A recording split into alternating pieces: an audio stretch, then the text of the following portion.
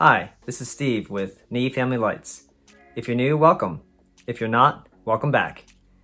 In today's video, I'll be testing 12-volt resistor-based pixels. I just got these from a friend who ordered them this year, and we'll check them out. We'll see how much power they use at 100% brightness, and take 10% steps all the way down to 0, and see how much power they use when they're off, and then we'll briefly compare them to 12-volt regulated pixels. If you find this video useful, click that like and subscribe button so you don't miss any of my future content. Now let's get right to it.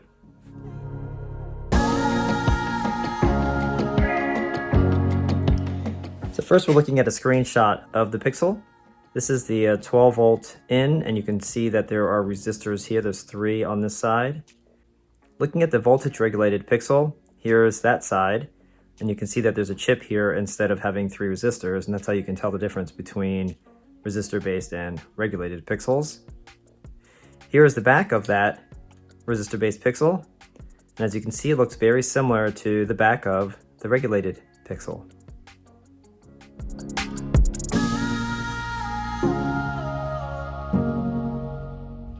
Alright, so here's our test setup.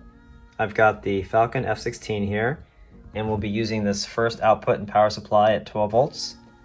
And it's going to be the first output here, going to a test meter so we can see the voltage and current. And I have adapted to the X-Connect pigtail to work for these X-Connect pixels. There's 50 here, and I have a total of 300 pixels. So in addition to testing a bundle of 50, we'll see how much power is used by all 300 pixels and see if we can chain them together, and also test the effective wire gauge of all these pixels.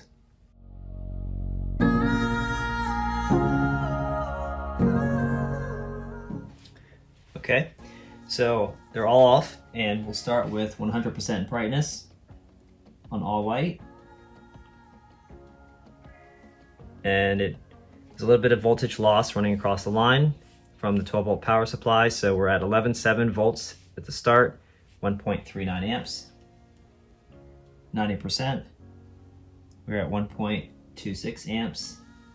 Moving to 80%, 1.13 amps. Moving to 70%, 0.99 amps. Moving to 60%, 0.85 amps. Moving to 50%, 0.71 amps. And as the amp draw drops, the loss across the pigtail wire is less, so the voltage is increasing. At 40%, 0.575 amps, oscillating between the two numbers there. 30%, 0.43 amps. 20%, big drop noticeably to my eye, 0.28% or 0.28 amps. Down to 10%. We're at 0.13 amps. And on off, as we saw before, drawing 0.06 amps for the 50.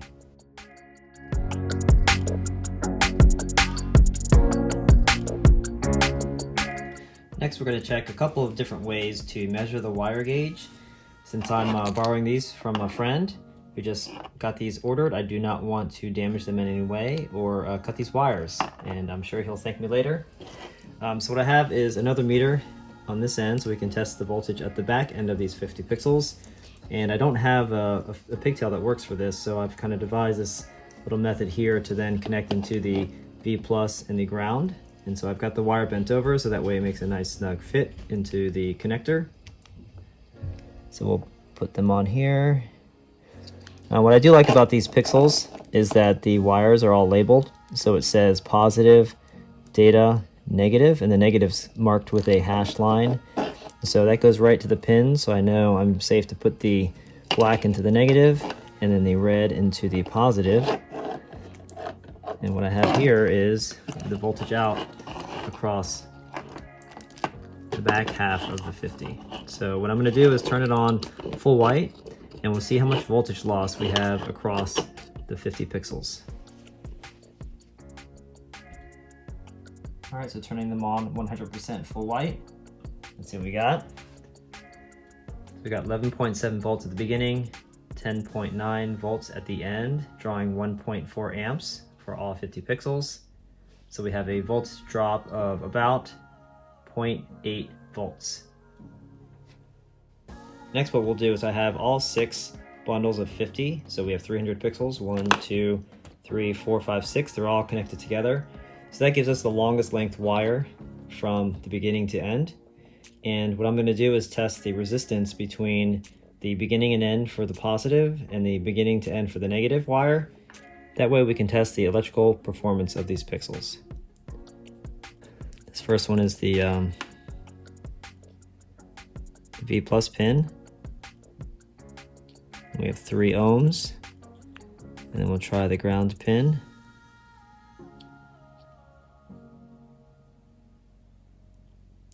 We also have 3 ohms, 2.9 ohms. So 3 ohms is the internal resistance across 300 pixels. Now that we've collected all this data, let's take a look at how we can calculate the effective electrical wire performance using these 2 methods. So for the first method, we have the 50 pixels at 100% brightness. I've noted here 11.7 volts at the beginning, 10.9 at the end. We have 1.41 amps at the beginning, and a total drop of 0.8 volts or 6.8%. So let's switch over to the browser and take a look at the Spiker Lights power calculator. So I have here in the pixel details, 50 pixels, 12 volts. I've calculated 0.33 watts per pixel. These are 4-inch spaced, 100% brightness, and selected 25 gauge wire as the pixel wire set to see how well that matches up. For the power details, 18 gauge wire, which is the pigtails. I'm using 5 feet here as a representative to cover all the links going to those first set of pixels. Now if we scroll down, we can see the voltage drop here in the injection wire. The injection wire is showing 1.375 amps, which is very close to what we saw at 1.41. And if we look at the voltage drop here, scrolling down, we have a percentage of about 6.7, maybe 6.8%, which is very close to what we observed in our testing. And that effective selected pixel wire is 25 gauge. Now for the second method for calculating effective electrical performance, we did a resistance test across 300 pixels. And I'm using this website, this engineering toolbox. And with our 3 ohms running across 300 pixels, we have effectively 102 feet of wire because of the end pigtails that you need to account for. There are 4 inches each, so that's 306 times 4 divided by 12 for number of feet of wire. For this calculator, you need to provide the resistance in ohms per 1,000 feet. So to go from 102 feet up to 1,000 feet, we have to scale up by 9.8. So that gets us to 44.6 ohms per 1,000 feet of this wiring going through all the pixels. Let's switch back over to the browser, and I have that website here. So if you scroll down, there's this large table, and this is assuming that you're working with pure copper wiring here. So the electrical resistance in ohms per 1,000 feet at 77 degree Fahrenheit or 25 degrees centigrade. If we scroll down and get to about into the 40s, so here is 41.6, which is probably the closest resistance to match with our measurement. We are looking at an effective electrical gauge of 26. So if you're using these pixels, again, it may not represent the actual physical dimensions, but going through all the pixels and all the wiring, it's effectively 26 if you're doing power calculations. Next, we'll run all 300 pixels that I have, and we'll see how they do.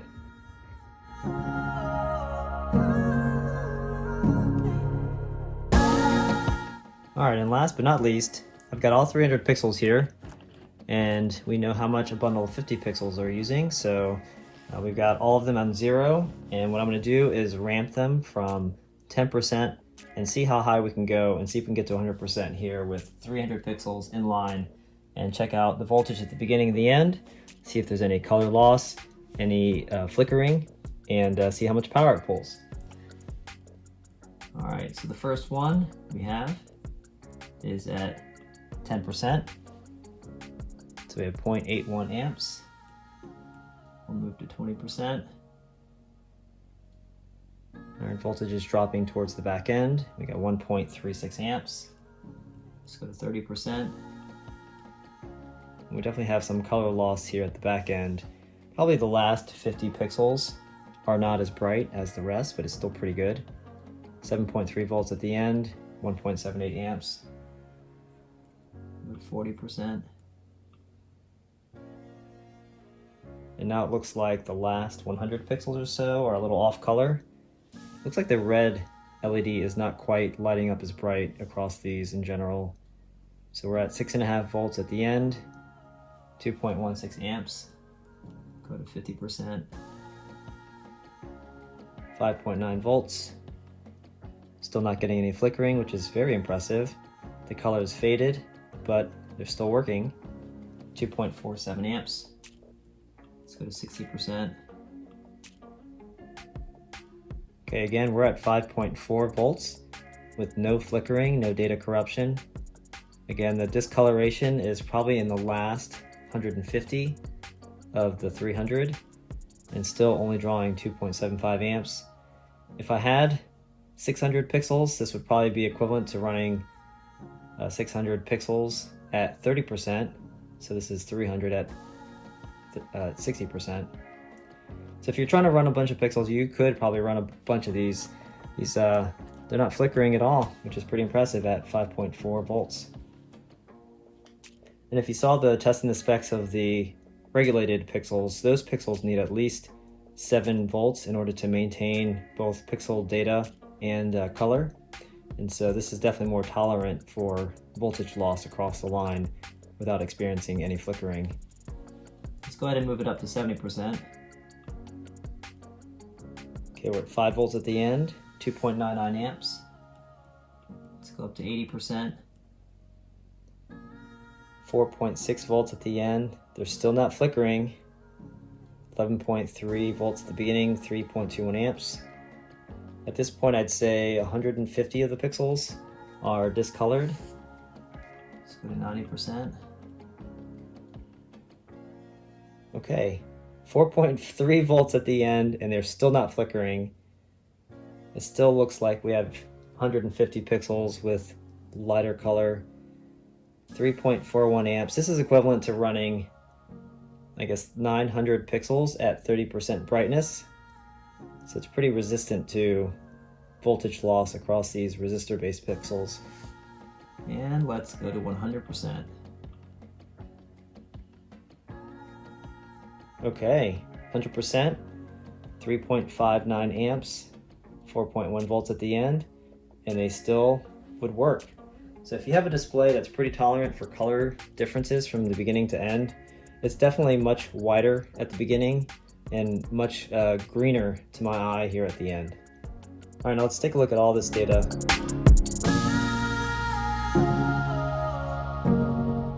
Here we are in Excel, and I've tabulated all the data that we've collected from our testing. And as usual, I have a link to this file in the description so you can download it and take a look at it. This first area shows the 50 pixels running from 100% brightness down to 0. And as you can see, maximum output, the average watts per pixel is 0.325 or about 0.33.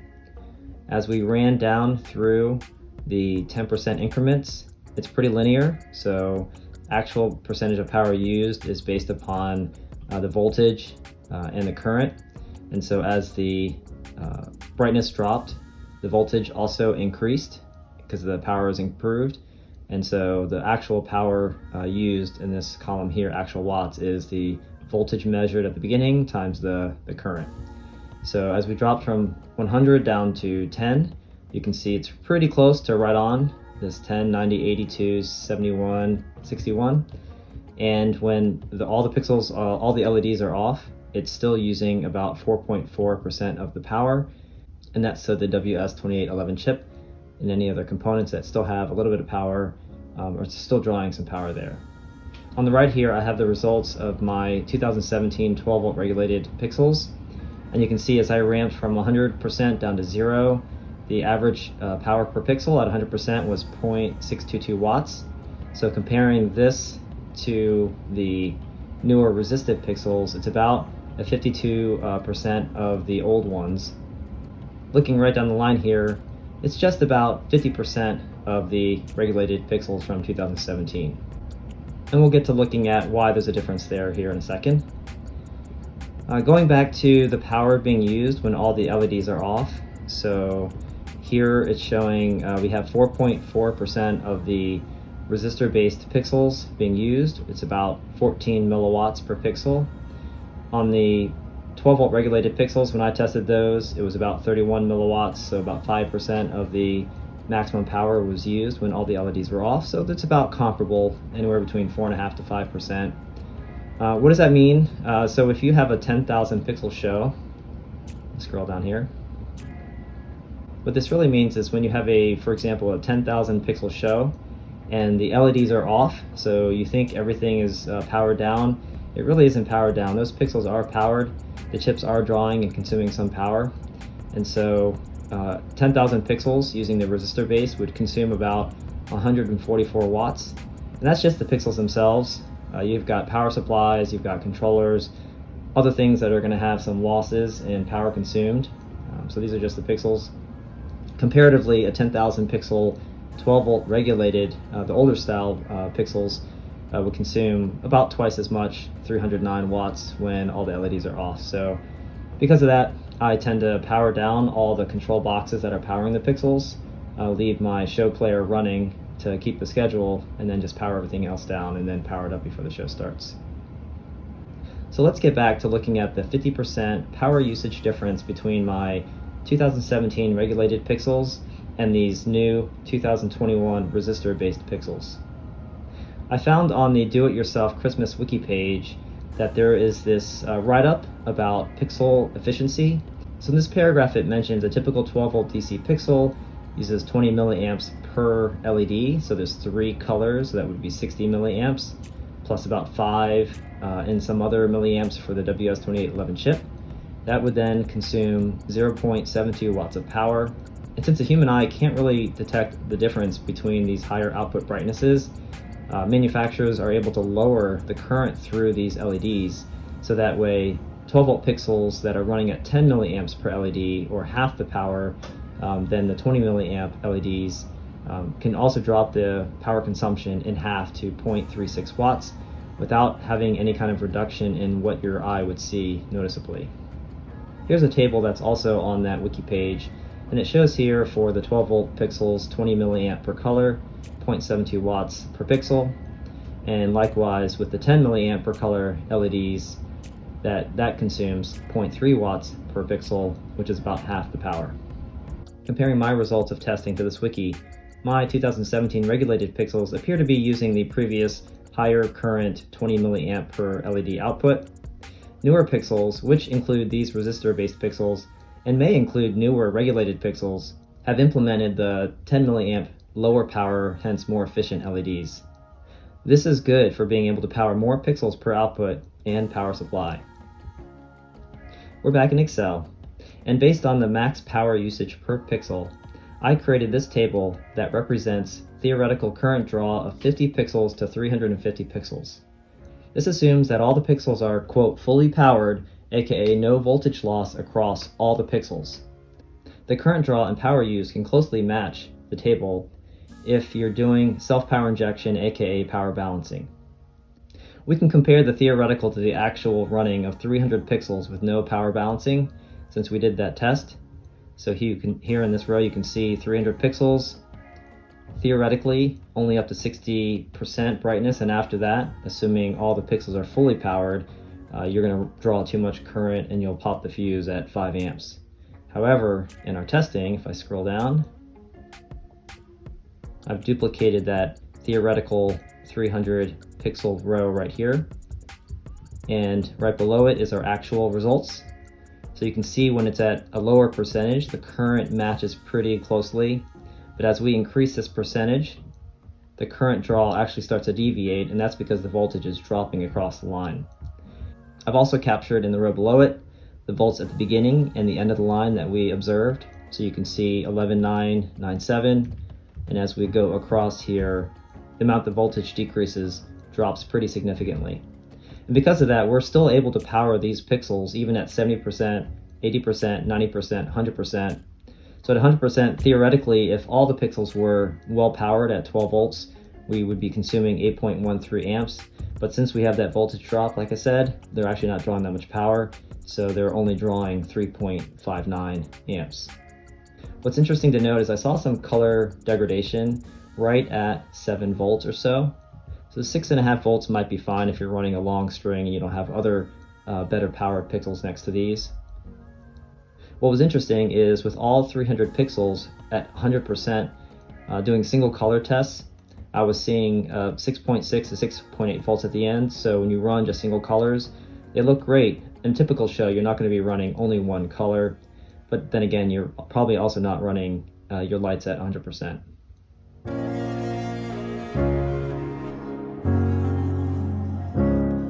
Okay, to wrap this all up, these 12 volt resistor based pixels consume about 0.33 watts per pixel on full white. And that's about half the power used by my 2017 regulated pixels. Now looking into all this, we did discover that the newer pixels are using 10 milliamps per color, higher efficiency, lower power, whereas my older pixels are using 20 milliamps per color, higher power, higher output per pixel. Now the difference between the two is not noticeable when you're running your show, especially when you're dropping down to 30 to 40% output brightness. In testing the effective electrical wire gauge, these pixels came out about 25 gauge, and so did my 2017 regulated pixels. The color quality of these pixels started to degrade once you got below 7 volts. Same thing with my regulated pixels. However, the data quality was much better, having no flickering all the way down to 4.1 volts. So you can run a lot more of these pixels without having to worry about any kind of data integrity issues or flickering. So I'd conclude that if I were to buy pixels nowadays, I probably would just get these 12 volt resistor based pixels. They cost less per pixel, and at the same time you can power many more of them without having to worry about any kind of data integrity issues. And if you feel like you really want to work the power balancing, you can always add those wires. You do the same thing, whether it's the resistive pixels or the regulated pixels. If you made it this far, thanks for watching, and we'll see you next time. In our next video, I'm going to see if we can do some other comparison between these two types of pixels. We'll see ya.